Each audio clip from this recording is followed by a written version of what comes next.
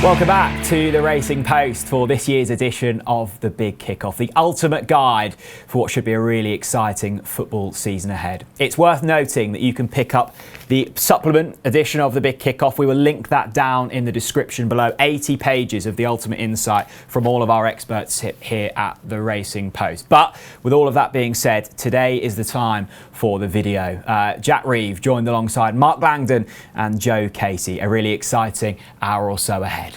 Gentlemen, the season is upon us. Mark, you excited? I am, yeah. What's not to be excited about? I mean, that's the kind of spirit we want. Yeah, well, the Women's Euros is going on, but in terms of sort of the men's football, there was no summer tournament, so I think everybody's sort of gagging to get back at it. It's going to be a season like no other with a World Cup in the middle. So, I mean, yeah, I am really excited. I think last season the Premier League was good, the EFL was good. Let's bring it on. How do you prepare for a season like this, Joe? I mean, as Mark mentioned there, it's a season with lots of changes. We'll get into those shortly. Has it changed your prep for this season in any way? Well, I feel like we've been saying it for like a few years now, but this is going to be a proper unique season, and I think squad depth is going to be massive.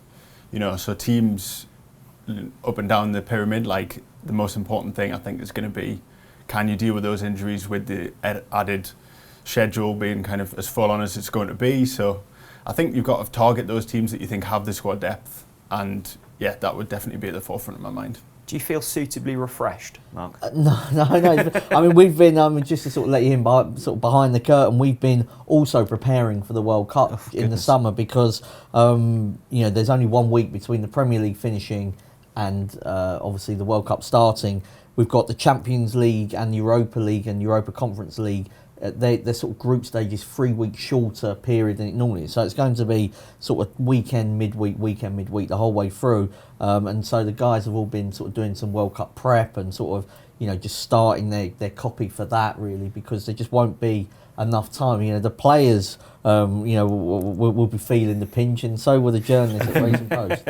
Well, you're both looking well slept and remarkably well. Joe, let's get some of the admin out of the way before we get into things. There's a few differences with this season. Let's talk about 5 substitutes being introduced. Now, has that affected any of the markets? Has it affected any of the way you're going about tipping this season? Well, in the kind of player specials markets, I think it'll definitely have an effect, particularly yellow card markets. Goalscorer, maybe instead of anytime goalscorer, it would be better to look first goalscorer, particularly around the World Cup. I think, that lead up, I know they made special dispensations, so there's no kind of big games in the week before the World Cup. But I think undoubtedly it'll play a big part. I think, players or teams who play a kind of intense style of football, I would expect their managers to make the most of the extra 2 substitutes. And I think, you've got to have it in your mind at all times that, a player who's made 10 niggly fouls is very likely to get taken off and not get a yellow card or a red card, So player specials, I think, will be where it's most impacted. Okay, quick word on transfers, Mark. Focusing on the Premier League, who have been the big winners? Let's start with. Well, I think Spurs have been one of the big winners. It's not just the volume of signings, as there've been 6 of them so far, but I think there's been a real, I would say, for the first time in quite a few years, really, at Spurs, like an approach in terms of this is what we need, this type of character, let's go and bring them in. And the one issue I think that sort of maybe Tottenham had last season was when Conte couldn't put his best 11 out on the pitch, and now he's able to sort of get that best 11. But then you've got Richarlison maybe coming in, Perisic possibly starting, moves Sessegnon to reserve. You've got a number of right wing backs that can do it. I think Bissouma is a very good signing as well. Lenglet is probably more of an interesting one because he sort of fell off a cliff at Barcelona, but he wouldn't be the only one to struggle at Barcelona. I mean, this is somebody that's played for the French national team, got the move to Barcelona in the first place. So, and Spence was one of the best players I thought in the Championship last season. Doesn't mean that he'll definitely be a hit in the Premier League, but I like what they've done, and I also think Arsenal in North London, Gabriel Jesus, expect him to score goals, and Zinchenko could be argued it's a lot of money for somebody that maybe hasn't really been able to show his best at Man City because of where he plays at left back. But I think he gives the option of being a proper Tierney replacement, but he might come into that midfield, and I think midfield is his best position. Tottenham fans, well worth staying tuned. I think there's excitement bubbling around the place about them this season. Joe, any teams that might be disappointed with the business that they've done so far this summer? Well, if I was Fulham or Bournemouth fan, I'd be a little bit disappointed. I think you obviously look at the money that Forest have spent, and you could make an argument that they've kind of gone overboard, but like the money that they've put in and they had a lot of players to replace, because obviously they had a lot of loan and signings last year. But Fulham and Bournemouth seem to kind of be resting on their laurels a little bit. I know, they want to keep the togetherness of the squad that came up, and Fulham 2 years ago perhaps went a bit overboard themselves and paid the price, but I would like to have seen a bit more out of both of the newly promoted sides, yeah. Okay, we'll get on to the relegation markets very shortly. Let's get down to business though, and let's start with the Premier League winner for this season. Mark, impossible to look away from the top two, or an outsider with chances? No, I would say it's impossible to look outside of the top two, just because they were so far ahead, not only last season, but over the last 4 or 5 years, they've consistently been the two best teams. Liverpool obviously had that one bad year when all their centre-backs were injured. They still qualified for the Champions League, and you look at the fact that they nearly won all 4 last season, which would have been one of the greatest feats we've ever seen. And they took City as far as they could take them, pushed it all the way. And for all that I've mentioned that Spurs have made some good signings, like, do they bridge that gap 20 points, or can they get into the 90s? I don't think that they can. I don't think that Manchester United are in any shape to do that. Arsenal, again, wouldn't have that consistency to be able to get to that kind of level. Chelsea are the ones that, in theory, should be able, because this time last year a lot of people fancied them to win the Premier League, but I think if anything they've gone backwards a little bit from where we were thinking 12 months ago, and at the moment their team doesn't look right, so they might be potentially slow starters, and if you make a slow start against City and or Liverpool, then I don't see anyone reeling them in. Yeah, Manchester City the favourites around 8-13, Liverpool 5-2. Then got Tottenham at 12-1, Chelsea at 16-1. I'm going to keep nodding to the supplement. Well worth picking up. You've got the expert jury in here. We've got some of the shrewdest minds in the studio with us today, but loads more in the paper. Joe, just looking through some of your colleagues, what they're going for, they're fairly split in terms of who they think will win the league between Liverpool and Manchester City. Who are you edging towards? I'm going to edge towards Liverpool. Okay. I think at the prices, I do agree that City are rightful favourites, and they probably will win the league. But at the prices, I think Liverpool are the better bet.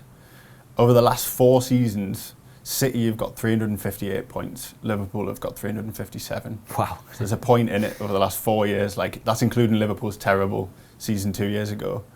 So if you're offering 5-2 about one of those teams and 4-7 about the other, or 8-13, then 5-2 is the better bet, in my opinion. And I think City have sort of thinned out their squad a little bit. They've got rid of Sterling, Zinchenko, Jesus. They've all played big roles, and I think their replacements are obviously good, but sometimes players struggle first season at City under Guardiola, Grealish last year.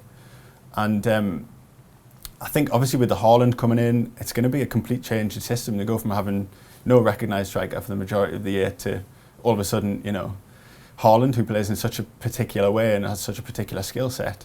So I think Liverpool are more they haven't rocked the boat as much maybe with their change in style of play.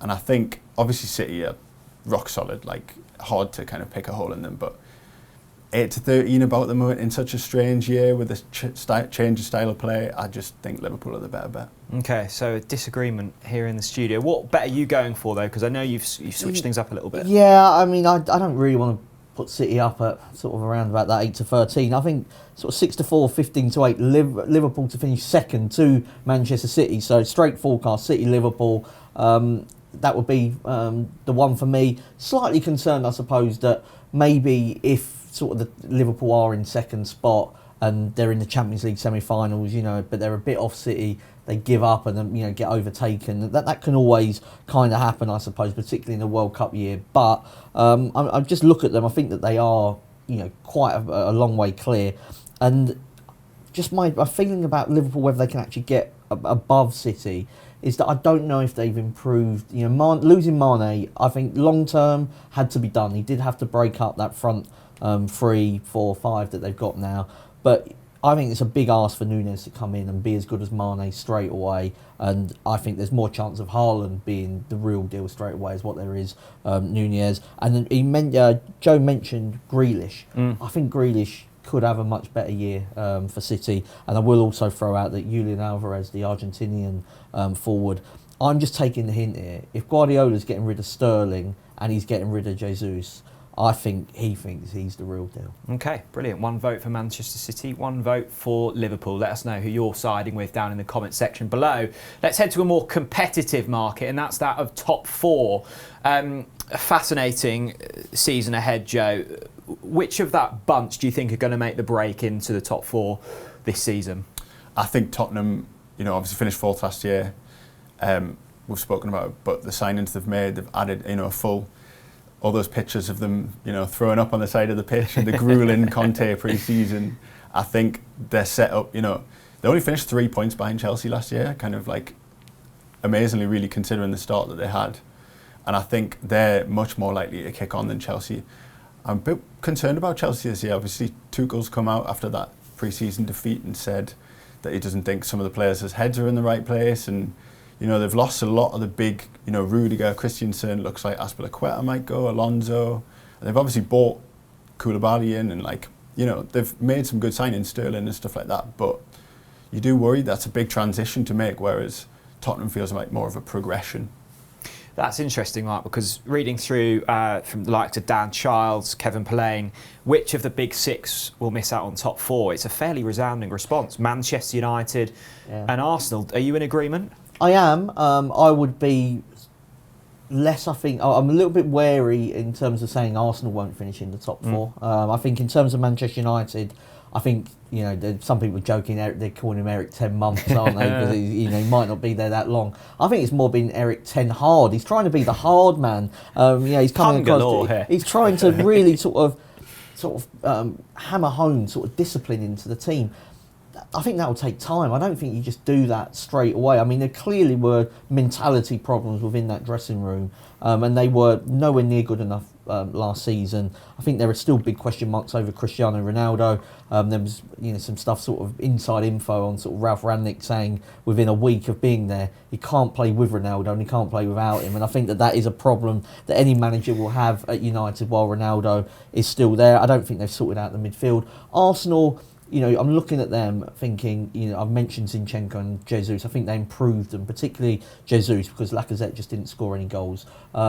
And Saliba as well, the young French centre-back, is somebody that can come in. He was the young French Player of the Year last season. My doubt over them is Mikel Arteta. I know he's won an FA Cup. I still think he's below the level that we've got with Conte and Tuchel and Guardiola and Klopp, and I think that he's learning on the job and he'll get better, and maybe in a couple of years Arsenal, this kind of that they're focusing on young players and a young manager, maybe it'll pay dividends for them, but I think that might just sort of see them finish 5th. I think Chelsea are more vulnerable than Tottenham. I think Tottenham are probably the most solid bet really in terms of that quartet, in terms of finishing in the top 4. Because of Conte. Tottenham fans, I said there was reason to be excited, and that's why. Let's head over to the top goal scorer market then, and we've got a short price favourite here. Erling Haaland 3-1, Mohamed Salah closely followed 9-2, Harry Kane 6-1. Joe, there's going to be a lot of excitement surrounding Haaland. Reason to be, or are you looking away from him? I'm looking away from him. I think it's short enough. Players who've come over from the Bundesliga going forward have struggled. Such an open league, and if you see, how many times did you see Haaland, stretching the back 4, getting in behind, beating a defender and scoring? How many times does City do that in a game? Because teams sit so deep against them, that's just not going to be possible. But I do think an interesting thing about the front 2 in the market is they're not at the World Cup. So both Haaland and Salah, obviously, their nations missed out. So I think that's a massive plus in both their camps. Harry Kane could be slogging it out in the Qatari heat right up until hopefully the end of the tournament. And these are the things we've got to look at now. These are things you wouldn't usually be thinking about a World Cup in the middle of the season, but we're going to have to go into that detail to find winners this season, aren't we? Yeah, of course. And, that's got to play into your thinking massively. But I think Salah is just the rock-solid selection here. Like, he's won the Golden Boot 3 of the last 5 years, and he was 1 goal off winning it the other year. So I think he, at 92, is a much more solid selection than Haaland at 3s. It's just a bit of a kind of unknown how he's going to take to that City team. And then if I'm allowed another dart, yeah, I'll go for it. I'll throw a wild dart at Jamie Vardy. Okay. So there's Boyle Sports are actually paying 6 places on the Golden Boot market, and he's finished in the top 6 5 of the last 7 seasons. Vardy. Wow. He's averaging 18 goals. I think it kind of goes under the radar how many goals he scored in the Premier League. He averaged 18 goals a year for the last 7 years. And, if Leicester can bounce back a little bit, and he's a big part of that, I think 28-1, 6 places is a massive price. Yeah, I think we're going to be having a word on Leicester shortly, so keep that in mind. Mo Salah feels like a fairly obvious choice, but a popular one. Yeah, I mean, he would be, you don't like to say sort of each way bets or nothing like you get in racing, but he does feel like a very solid each way play. If he plays a normal amount of games, and injuries can happen and you can't really work out when they're going to come. But if he plays the amount of games that he has been, I don't see him sort of, being a flop. I mean, he's on Liverpool penalties. Him and Mane used to kind of maybe not pass to each other as much as maybe Jurgen Klopp would like. And I think that, Salah can be probably even a little bit more selfish now, because I think that, Diaz is quite an unselfish player. Jota's quite unselfish, so I expect Salah to get his normal amount of goals. Don't see him going backwards. The one negative I'd have about Erling Haaland is no player in their debut season in the Premier League coming from abroad has ever won the Golden Boot in the Premier League era. So he has got that to overcome. He's obviously like a phenomenal goal scoring record. So I don't want to sort of write him off in that regard. Harry Kane, I would have a big question mark over just the responsibility of being England captain and what that brings. And a couple of weeks before the World Cup starts, do you really want to get injured? This could be a lifetime defining moment, couldn't it, to potentially lift the World Cup? And then, so that would be my doubt over him. At a much bigger price. We've had a bit of a pop at Chelsea, but I thought that Kai Havertz, who people call him a false nine, he's not really a false nine. I think Thomas Tuchel thinks he is the starting striker. And you saw the goal he scored against Newcastle last season when he brings it down. He is a natural. He just maybe, I don't think the Chelsea attack flowed properly last season. If they can get into a bit more of a rhythm, I think he's capable of getting sort of into the each-way places. He got 18 goals in one Bundesliga season for Leverkusen, so Havertz at a much bigger price, but I think Salah's pretty solid. I told you there was a lot to get through, so much to think about, and I've thrown the running order up in the air because I missed out the top 6 market, so we'll be getting back to that. As always, a really interesting market. Any kind of big price that you think can jump into that top 6, Joe? So yeah, without the big 6 market, I'm going to be a traitor here and say Newcastle are a terrible favourite. Oh, okay. I think we are, 2-1 is a terrible price. You're meant to be coming here with excitement and well, joy. I've got plenty of excitement. It's and I think a lot of Newcastle fans would take a top half finish. I think it's almost like there's an expectation that we think we're going to go out and sign Neymar and finish, win the league and stuff like that. But it's not the case at all. We're happy to just progress and move things forward in that way. And I think they're still a long way off. I think, obviously we've improved hand over fist in the last kind of 12 months, obviously. But the teams just behind them in that market, West Ham and Leicester, both reached European semi-finals last year. You got an FA Cup winner in the last couple of years in Leicester. Leicester finished 5th, 2 years in a row, two and 3 seasons ago, and had terrible injuries last year. Wesley Fofana was an absolute killer. I think he's one of the best young centre-backs in the league. And, 6-1 for them to finish without the big 6, to top the table without the big 6, I think is a huge price. If they get back to what the form they were in a couple of years ago, they only finished 8th last year. They obviously didn't live up to their previous standards, but I think I really like Kiernan Dewsbury-Hall. I think he could be a really big player for them, even if Tielemans goes. I think a 6-1, they're a much better price than the 2s. Leicester constantly mentioned in this market, and obviously reason for it. Yeah, I like Leicester as well, sort of in the without the big six, because for the reasons really that Joe mentioned. But Fofana and Evans missed a lot of the season. James Justin didn't. It took him a good while to get back from a really bad injury. And Ndidi was injured. Vardy was injured.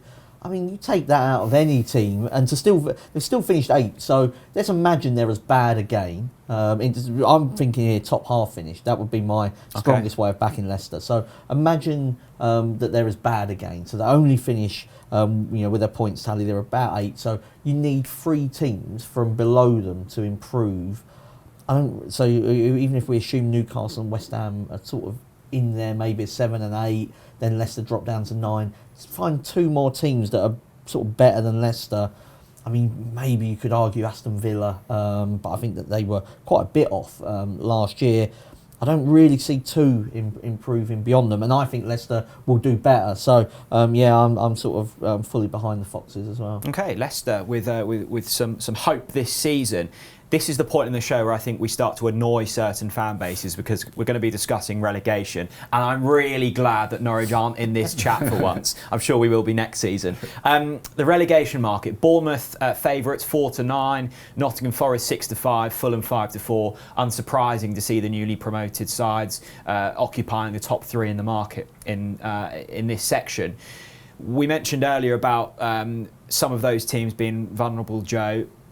Who do you think are a kind of a good value bet in this part of the section? Well, I do think they're vulnerable, the newly promoted teams. 3 of the last 4 years, 2 of the teams have gone straight back down. So you would be concerned about them. But at the prices, the team that I'm going to go with, and this is going to annoy some people, is Wolves. Wow, okay. It needs a bit of context. So 2 years ago, Burnley stayed up, but they had the lowest scorers, lowest shots on target, and the second worst expected goal difference of all the teams that stayed up. And last year, even though they finished 10th, Wolves had the lowest scorers, lowest shots on target, worst expected goal difference. Jose Sarr had an unbelievable season in goal, highest save percentage in the league, best expected goals numbers of any keeper. Like, completely a bit of a bolt from the blue season, and I think he could back it up, but I think the value percentage players that he won't. And if they do go backwards, they just don't score many goals. Like, they've scored 36 and 38 in the last 2 years, and that is just not a lot of goals in the Premier League, you know what I mean? So they won a lot of very narrow games last year, a lot of 1-0s. And if those results start to go against them, I could see them really struggling. And, Morgan Gibbs-White, they're talking about letting him go, and he had such a good year at Sheffield United last year. I don't understand that. And, the forward options, top scorer last year, Jimenez, was 6.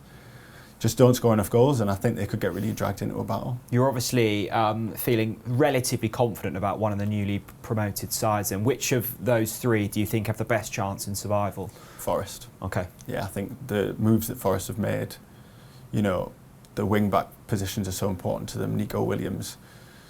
Jed Spence obviously played really well, but they've brought in Nico Williams, who was really impressed at Fulham last year and for Wales. Lingard is obviously could go either way, but he was in the England. He's been a mainstay for England for the last and he had that season on loan at West Ham 2 years ago. So you just have to hope that it wasn't game time that was the reason he didn't play that well last year. And I think Steve Cooper as well is a big plus for them. I think he's a really good coach. To take over a team that are bottom and to lead them to promotion in the same season is pretty impressive. So Forest would be the promoted team I was sweet on. Okay, so Joe's put up Wolves. Wasn't expecting that, Mark. Are you going to throw any more curveballs in here? Well, I think Bournemouth would be the ones. If you're looking for somebody to finish bottom, I think it probably is them. That they haven't made any kind of moves at the moment. But at sort of bigger prices, Everton would. If you just forget that they're called Everton and the grand history, if you just scrape that from your mind for a moment, this is a team that only just stayed up last season and lost their best player in Richarlison. If that was Burnley, people would be going, "Oh yeah, their time is up." And they're not saying it as much about Everton. There's been fan protests before the season starts. Never a good sign. Frank Lampard he used to get really highly praised, and then I think maybe sort of over criticised. There's a bit of a weird one with him, but he's certainly not. I don't think somebody that is proven at sort of at sort of building a team up like what this Everton side needs doing at the moment. I just look at them and just think they're really average in a lot of areas, and they need investment, and I don't think they've got the ability to be able to do that. And they've got Calvert-Lewin, and they'll be hoping that Calvert-Lewin of a couple of years ago is back to that level. Anthony Gordon, they're the hopes for them. Gordon might still go. We're still speaking quite a long way out from the transfer window, and Calvert-Lewin was really bad last season, and so I just think Everton have got some work to do to make sure they're not in the same mess as what they were last season when they were odds on. A couple of times they were odds on to go down, and it looked really dangerous for them on more than one occasion. It's never nice talking about and celebrating people losing jobs, but I know a lot of people like to play in the kind of first manager to get sacked. Does that mean you're thinking Frank Lampard's most vulnerable in that market? I think he's vulnerable for sure, because what it tends to happen is when fans criticise owners, the owner then thinks he has to do something, and one of the things you can do is sack the manager and bring somebody else in. But they made a real mess of appointing Benitez, then replacing him. So I think they'll be a bit nervous about doing that again. I thought Jesse Marsch at Leeds. I think actually Leeds have made some really interesting signings, but they've lost two of their very best players in Phillips and Rafinha. And if the new guys that have all come in from abroad take a little while to settle, you can start slowly and not get the benefits of those talents. So I'd probably go Jesse Marsch.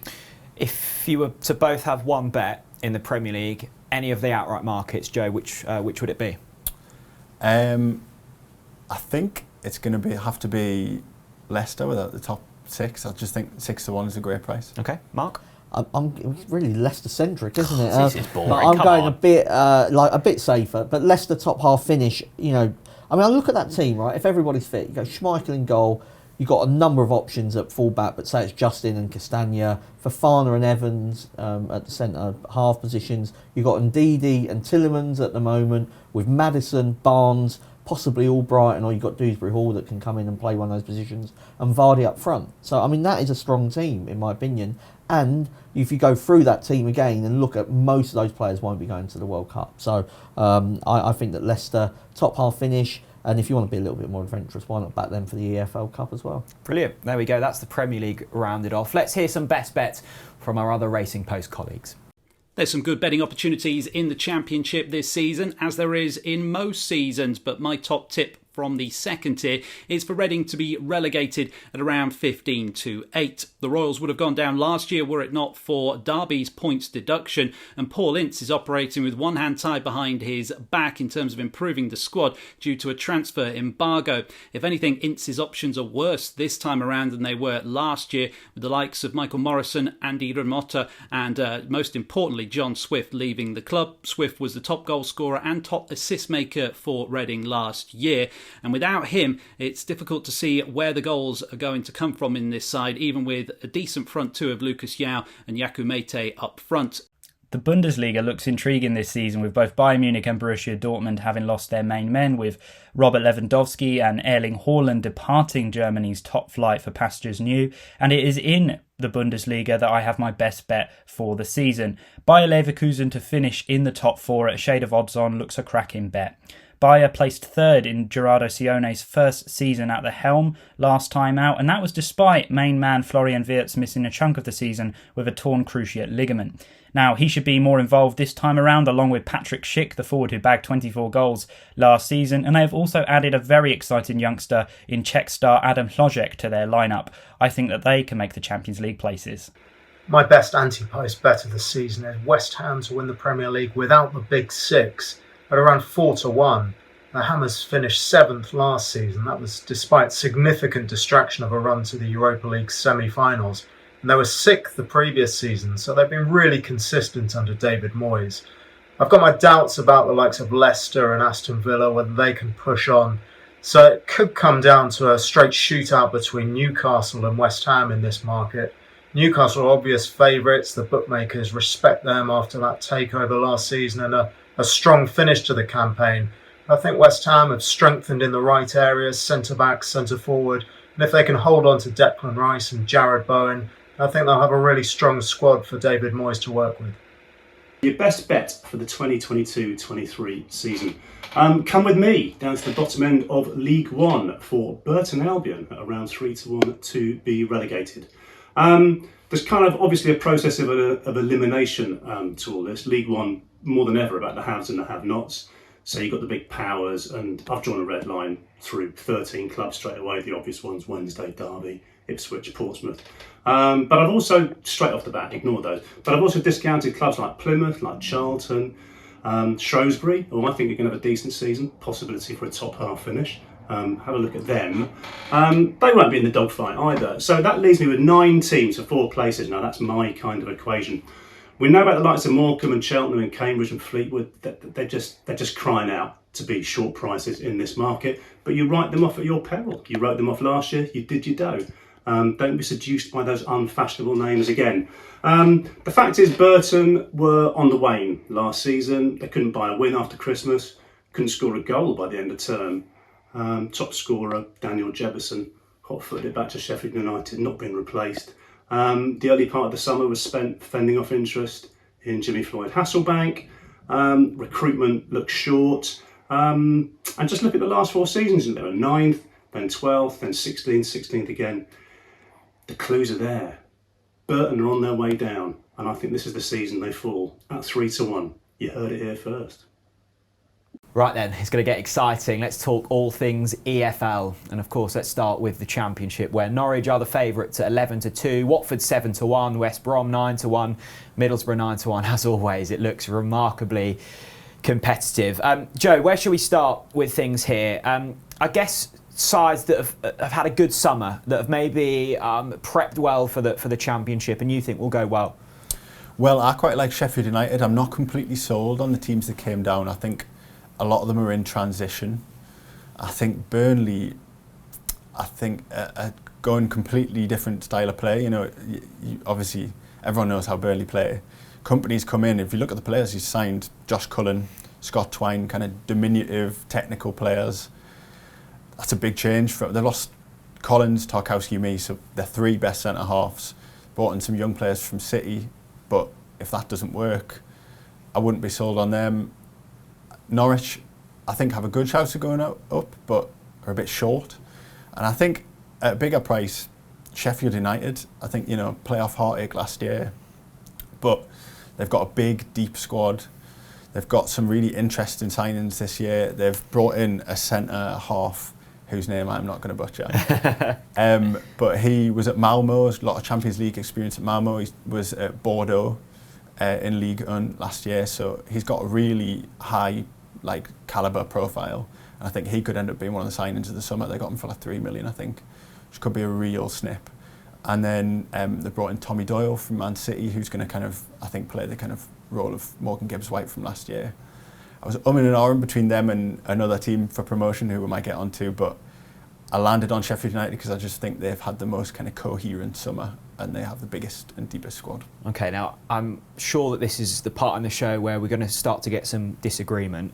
Joe isn't too keen on Burnley. You like them? Well, I do at the price because they're double the price of Norwich and Watford, and I'm not sure that they should be, because there's just an assumption that what Joe was saying there will come out and that actually the players can't adapt to that style of play. But what if they can? What if actually they wanted to play like this? Or and I don't know how good some of these youngsters are from City, but I would sort of be prepared to accept that Vincent Kompany, who would know a thing or two about who the best players are at Manchester City, given his links back to that club. Twine has been really good in the EFL for a couple of years now. I think Cullen is a good signing. Again, somebody that Vincent Kompany knows well, having taken him to Belgium. So I just think that I wouldn't be backing Burnley each way, and I wouldn't be backing them for top 6 or even top half, because it's one of those bets that could go spectacularly wrong, and they could just blow out. But at the moment, I'm just looking at them thinking, well, we don't know that they're going to be any worse than Norwich and Watford. In terms of Watford, again, they could be quite good. You look at Dennis and Sarr, and they're still there. Whether they're still there at the end of the transfer window, I'm not sure. Obviously, a manager that did well at Forest Green, but Watford are not known for their patience in terms of managers. And I look at Norwich, when they won the Championship a couple of years ago, Buendia and Skip were part of that team too. Turned out to be really good Premier League players, and I'm not sold on them. I mean, you're a Norwich fan, Jack. You watch a lot of them. You take in all the info. Would you be backing them as favourites? I don't think so. As you say, the last Championship campaign, Emi Buendia and Timu Pukki had Oliver Skip in behind, who was a cheat code in that league. He was phenomenal. I think the one positive for Norwich City, defensively, they look good. They've got a stable set of centre-backs. At the time of recording, have managed to keep Max Aarons. You've got Dimi Anulis on the left, and either Tim Krul or Angus Gunn in goal. That's a solid base. It's the forward areas that look in concern. And I think Dean Smith, although with obvious Championship experience, is still trying to find his best team. There isn't necessarily a style, and there's pressure on him. They've spent some money this summer, particularly on Gabriel Sara, who they've brought in from Sao Paulo, who is unknown at this level, so it's going to be interesting. Joe, the Premier League, we couldn't look away from the top two. Norwich and Watford, the top two in this market. It's clear that neither of you are too keen on those. There's always one that comes out of the pack. I'm looking at the likes of Swansea, Stoke, Sunderland, Luton, Millwall, Blackburn. It's so competitive. If you're kind of going bigger than 10 to 1, 12 to 1, is there any that stands out at those kind of prices? Well, the one I was really umming and ahhing this year between these two, and I think they're both around the kind of 10 to 1, 12 to 1 mark, and it's Sheffield United and Middlesbrough. Okay. The one thing that put us off Middlesbrough is they haven't got that out-and-out goal scorer. They struggled to score goals a little bit last year, and obviously we're recording this before the transfer window's closed, so I think they will bring in a striker, but with that unknown, Tavernier's been linked with a move to Bournemouth, and he would be hard to replace. But wing backs, they brought in Ryan Giles, who's a really good signing, and Isaiah Jones was, it feels like a free 20 million that they've got from Tottenham for Jed Spence, because he wasn't there last year, and a lot of Borough fans rate Isaiah Jones as highly, if not higher. I think they really think they've got a gem on their hands there. I think he'll have a big year, and I think they're set up really well. Wilder, for me, is the best manager in the division. I think I'm kind of talking myself into for the title here, but and Linehan, who they brought in from Blackburn as well, I think that's a really solid addition at the back. I mean, I would go for a couple. I think Preston, I really like Ryan Lowe. I think he is a manager, like his style of play, gets good loanees. You've just got Troy Parrott from Tottenham, who did well in League One. So they might be able to go well. And then the other one would be Millwall, play a very different style of play. They've got a guy called Fleming in from Dutch football that did well in the Eredivisie in terms of goals and assists. Hard to know how that translates to the Championship, but I know there's a lot of Leeds fans that like the centre-half Cresswell that they've also got on loan. So it'd be interesting to see how he does. But they've lost a couple of players as well. But I mean, I think Millwall are the type of really solid team that weren't that far off the playoffs last season, so might be able to go well again in what I think might be a weaker division. So you're going for Burnley in terms of the winner? Yeah. Joe, only one for you. Who are you going with? Sheffield. I'll stick with Sheffield United. Okay, great. Let's head to the relegation market then, where Rotherham are the favourites, 11 to 8. They're kind of the team below Norwich, aren't they? Just yo-yoing between divisions. Joe, competitive as always. Who do you think look the weakest in the Championship this time around? Birmingham. Okay. Yeah, I mean, it's a classic case the last couple of years in the Championship where ownership issues, if they start to kind of overshadow your season, then you're going to be in trouble. You've got potential points deductions. Bassini, who wants to take them over, doing a mad interview on TalkSport, it doesn't... That was mental, wasn't it? Yeah. It doesn't, it's not a good recipe. They haven't really improved the side from last year. John Eustace has come in as manager. He doesn't have any experience as a first team coach. He's obviously worked as an assistant a few places, but it's a big risk, and I just think they're potentially doomed. It's always a risk with punting in the EFL because of the likes of points deductions and such. How do you approach those kind of issues? Well, I think that you just have to, if a team's got ownership issues that you have got concerns over, you either back them for relegation or you don't touch them in any other markets, really. I think, I think Rotherham will give a good account of themselves. They might not be good enough, and they lost a couple of players from what took them up, but really, a manager that knows what he's doing. They weren't that far away from staying up last time they were in the Championship, and you look at Birmingham and Reading as the two teams who just that you'd be most unsure of, and if I was to have one, it would be Birmingham. I mean, I've just got in my notes a basket case of a club at the moment, and really don't like it when the fans and the owners are not in sync. It makes it difficult for a manager. The only positive, I think, is that we don't know that Eustace is useless, do we? So, I mean, he might be really good. So, you know, you'd almost be more confident of having a relegation bet on them if they'd appointed somebody that you had a strong feeling about, that, you know, you kind of know is not great. Maybe he's a difference maker for them, but he's going to have to be really good. Let's have a quick nod to the top goal scorer market in the Championship, where, Joe, I think you were saying earlier that the favourites usually do well here. Teemu Pukki, the 8-1 favourite this year. Sticking with him or going elsewhere? No, I'm going elsewhere. So I'm going to go against the trends maybe a little bit here. But, you know, it's the same price Mitrovic was last year. It's easy to say now in retrospect, but he's nowhere near as good an 8-1 shot as Mitrovic was last year. And I'm going to throw a couple of darts at big prices. I think Ross Stewart at Sunderland. First having to go to Newcastle now, tipping Sunderland, I'm going to get so much grief. You're not welcome home. No, I know. Yeah. Train back to Newcastle, he's not going to be welcome once he gets there. No, but he was obviously second top scorer in League One last year. He's their real focal point. You know, scored 24 goals in League One. And if you don't fancy, there's question marks about a lot at the top of the market, like Brereton Diaz, he could end up getting a move. And then a big old price, coming on from the Sheffield United thing, Daniel Jebison. He's only 19. He was on loan at Burton last year. He scored 7 goals in 14 starts for them. He's come back. There's a lot of good reports from pre-season. He's scored 3 times, bulked up over the summer apparently, and spoken about how Jimmy Floyd Hasselbank was a really good mentor for him as a striker. 66-1. I mean, in what could be a very open year, if he's pushing for a start in the first game of the season, I think.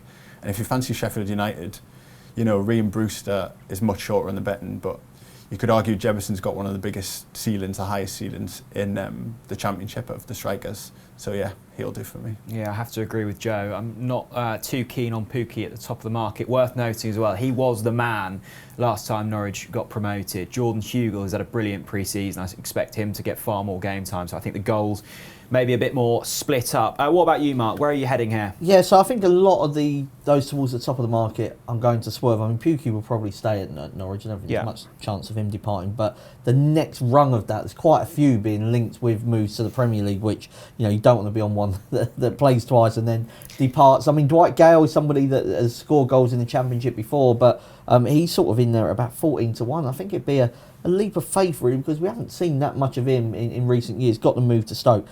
I was looking at Ross Stewart at Sunderland, and then I thought, well, if I like Ross Stewart at 28-1, I've got to like Will Keane a bit more at 66s, given that he scored as many goals in League One last season for Wigan. You know, he's somebody, of course, there are probably better players in the Championship than Will Keane, but I think he will score his goals for Wigan. And if you have a look at sort of Will Keane's sort of career, he was massively highly rated at Manchester United when he first came through. A lot of hype around him, scoring plenty of goals for the sort of young Manchester United teams. He's had injury after injury that's really held him back. Finally got, you know, a full season under his belt at Wigan. Took it, got 26 goals. He's now in the Irish setup as well. So at 66-1, I think he's somebody that will still be in the division. I was half hoping maybe that a Sheffield United or Middlesbrough that were looking for a striker might sort of try and sign him, because it's the kind of thing that maybe they, you know, you might do. But even if he's at Wigan, you know, hopefully he can run a place. Okay, some big price top goal scorer fancies for the Championship there. Let's dip into League One, shall we, and try and find a winner for you here. As always, an incredibly competitive market. Sheffield Wednesday, the favourites this year, 9-2. Ipswich, 5-1. Derby, 7-1. Peterborough, 10-1. Now, just looking through the supplement, fancies for Derby here, Joe, and is there concern around them? I mean, it was a messy season last time out with finances. It feels like that's all settled slightly, but would you be touching them? No, not really. I think they've obviously gone for bringing in a lot of experienced players, Hourahan, McGoldrick and the like. But personally, you know, I think most of their fans would probably take a season of consolidation, and that's probably going to be what they're aiming for. And it's such, League One, as in the last few years, has just been so competitive. It's the same again this year. You know, you look at, there's 12 or so teams you can give a good shout to promotion to. So with all the ownership issues, I think it's easy to swerve Derby. So not going for Derby, who are around 7-1. Who are you leaning with? I'm going to go for Ipswich. Okay. They had Paul Cook at the start of last season, made all these splashy signings. It didn't go well. He left. Kieran McKenna came in, and they finished really strongly. They only lost 2 of the last 17 games. They brought in Dominic Ball from QPR, John Jules on loan from Arsenal, and they've just got a very solid, big squad. You know, I think they'll go well at the top of the market.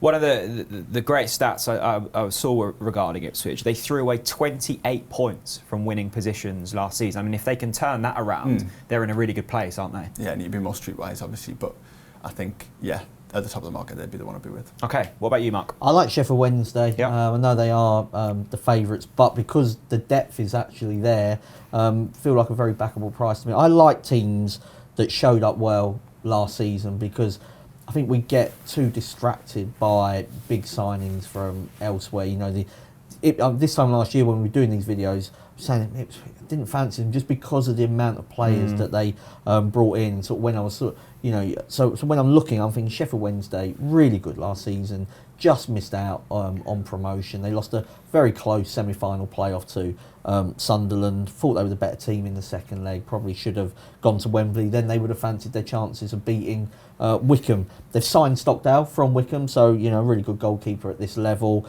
Will Vokes from Cardiff, again, really solid player. Used to playing higher up the league. Michael Smith scored a lot of goals for Rotherham last season. Has decided to stay in League One rather than go to the Championship. So I think that Darren Moore has built on what they already had. Barry Bannon, absolute magician. I'm not even going to say at League One level. Just at any level. It's just fun to watch. Absolutely love watching him. And I just think that Sheffield Wednesday are a rock solid sort of each way bet.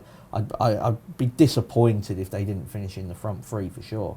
It's so difficult to stay across every team, particularly in the EFL. Team by team guides across all of the EFL in the supplement this year, so well worth picking up so you can keep yourself well researched going into the season. Let's move to the League One relegation market, where Morecambe are the favourites, Cambridge 11-8, Cheltenham 13-8. The favourites Morecambe, even money this year. Where are we leaning here, Joe? Fleetwood. Okay. Stayed up on goal difference last year. Brought in Scott Brown as manager. Obviously, Celtic legend. He had a player kind of coach role at Aberdeen last year that didn't go well at all. Aberdeen had a really disappointing season. To me, this is a massive punt on Scott Brown's managerial ability. They've brought in a few players from Scotland, but I wouldn't say they've really improved the squad massively. And they were probably a little bit fortunate that there was a lot of poor teams down the bottom end last year that kept them up. But I think a 2-1, yeah, they'd be the one for me to go down. Mark? I'm going to go for Cheltenham. Okay. Because, about 13-8? Yeah, I mean, might even get a little bit bigger elsewhere there, but I think Michael Duff, who's gone to Barnsley, really good manager, and Barnsley, might be of interest because that Duff's gone there, and I think that he was the main reason why they went up and why they stayed up. And if Barnsley are right, and if I'm sort of right, then that means that Cheltenham have got a difficult job to stay up. I mean, budget-wise, they're doing well to be in League One. Alfie May scored a lot of goals for them last season. They'll need his goals again. But I just think a change of manager, there's an unknown there. Morecambe just going to battle for their lives. They feel like they're favourites for relegation, no matter what league they're in. And they're always favourites for relegation. They just always make it difficult. I think Cambridge got a good coach that's actually got them punching well above their weight. And like I say, we just don't know with Cheltenham because there's been that change in manager. They might be the ones in what looks a very competitive league. As Joe was saying, I think there's a number of teams that fancy their chances of being top 6, top 8, and they can't all finish there. It's so difficult to call these leagues, isn't it? Let's have a quick look at the top scorer market in League One, where a Peterborough player in Clark Harris is the favourite. They always seem to score plenty of goals, Peter. Always fun to watch. What's the bet here? I think Peterborough will have the top scorer. Okay. I don't think it'll be Johnson Clark Harris. Okay. I'm going to go for Jack Marriott. Nice. He was top scorer last time he played a full season at this level. Scored 27 goals for Posh. Obviously, he's had his injury issues and stuff like that. He bounced around the Championship, various teams. Back at Posh. Scored 9 goals last year in a poor Posh team in the Championship, really. But dropping back to this level, I think obviously he thrived last time he was here, and a little bit, he's almost, I think, knocking on double the price of Clark Harris. He could be a solid selection. Mark? I'm going to go for Clark Harris. What I like about Peterborough, and I think it's really clever, is that they know that strikers generate the most money in the transfer market. So they play a style of football that enables them to really sort of fatten the goose, because it makes them look better because they play expansive football. You can then get the top goal scorer, and the amount of times when they've been in League One, League Two, you can reel off over the last 10 years or so just how many good strikers they've had. I liked Clark Harris when he was at Bristol Rovers, and this is not somebody that suddenly sort of burst onto the scene. He was at a higher level previously and sort of found his way sort of down in the lower reaches, but then got 31 goals last time he was in League One. And I think that he is a shorter price than Marriott, but there are a lot fewer question marks over him, particularly over the injuries and stuff like that. So I think he's a worthy favourite. Peterborough sent to entertain once again. Let's go to League Two, where Stockport are the favourites to win the league. Now, I must say, our producer Will turned up in a Stockport kit, and it is a thing of beauty. So they've won that in my eyes, best kit of the season. They're 6-1 favourites. Bradford 7-1, Salford 8-1. This is always going to be a fascinating market to try and predict, Joe. Are you leaning towards the top, or one at a bigger price to go well? Leaning towards the top, Salford. Okay. Is what I landed on. It's going to be their season. Yeah, well, it's been their season for like 3 years, and you can get fingers burnt by. But as happens with teams down the pyramid who have money thrown at them, it does tend to pay off at some point. And I think this could be the year they've changed the approach slightly, gone for and Neil Wood, who was at Man U under 23s manager.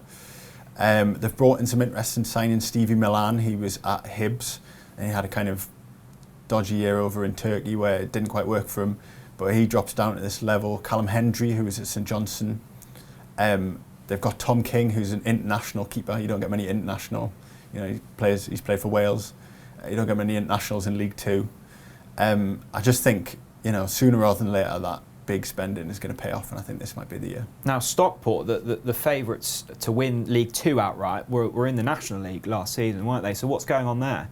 Just big spending, at this level. If you want to move through the gears very quickly, then if you throw money at stuff, and Salford have proved that can often go awry, but that's why the money comes for these teams. Salford will be talked about so much. They always seem to feature in people's accas at the start of the season. They were 10th last season. Do you expect them to improve? They should do. The budget would expect them to. I think you've got to respect the teams with the money. Stockport are not an ordinary kind of National League promoted team. They spent enough money last season getting up, and they're having a good go this time around. Signed some top players from League Two and also from League One as well. So you've got to respect them. Bookmakers haven't missed them though. It's not a big secret that they've spent the money. I think then you look at Bradford with Mark Hughes, obviously a manager that is used to playing his trade much higher up the pyramid. Sort of worked things out a little bit last season, and you're assuming he's gone there because the ambition is great and that there's a big opportunity for them.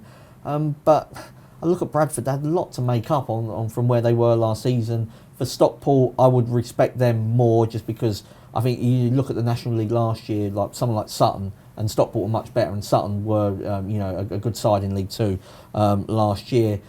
Salford, again, have got a bit to find. They keep spending money. Eventually you expect it to work, but it hasn't. I'm going to go for another team that everybody's tipped up for about 5 years in a row. But Mansfield would be my selection. And this time it's because they haven't been spending money. I think that maybe they caught the eye for a few years in a row because they kept making signings.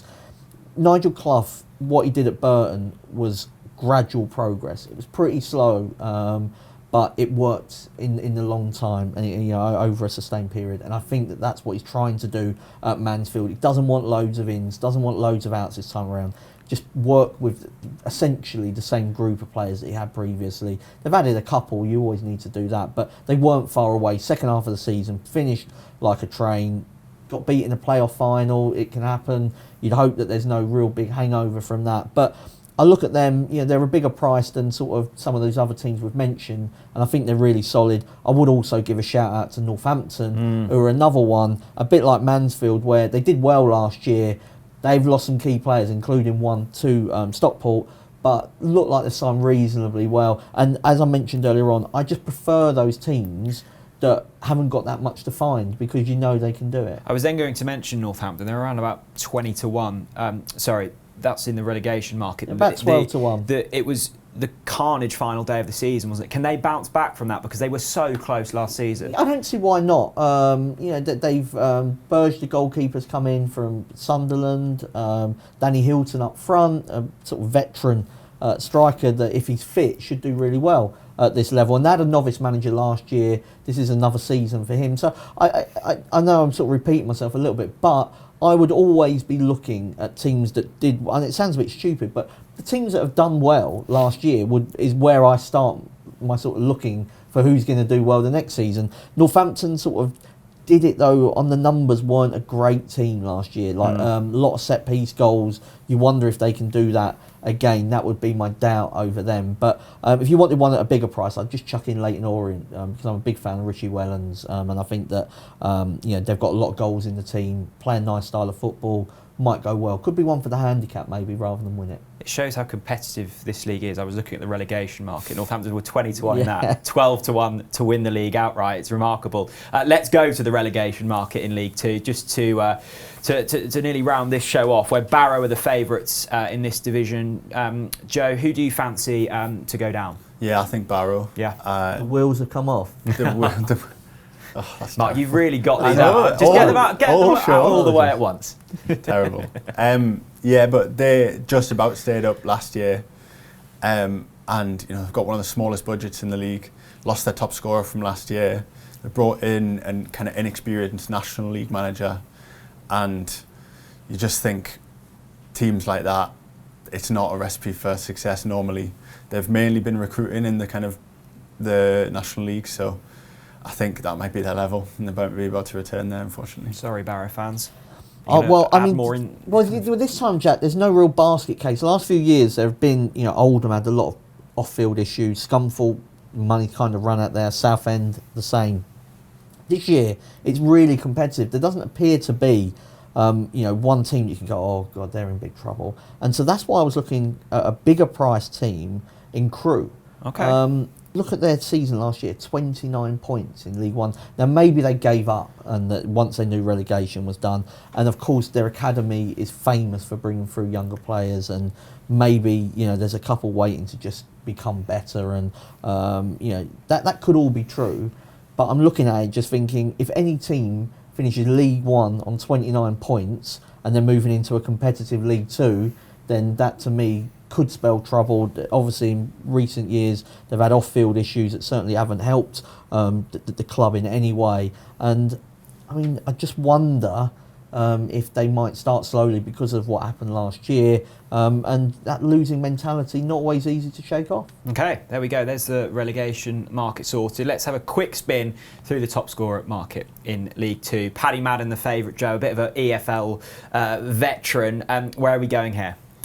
I'm going for one with a little bit of a caveat. So it's Harry McCurdy at Swindon. Yeah. I would say if you don't watch much League Two football, try and watch Harry McCurdy at Swindon next year. Absolute box office, Okay. relishes. He's almost like a evil character from wrestling. Relishes the kind of battle with opposition fans, opposition players. But he's actually also a very good footballer. He scored 18 goals in 32 starts last year at Swindon.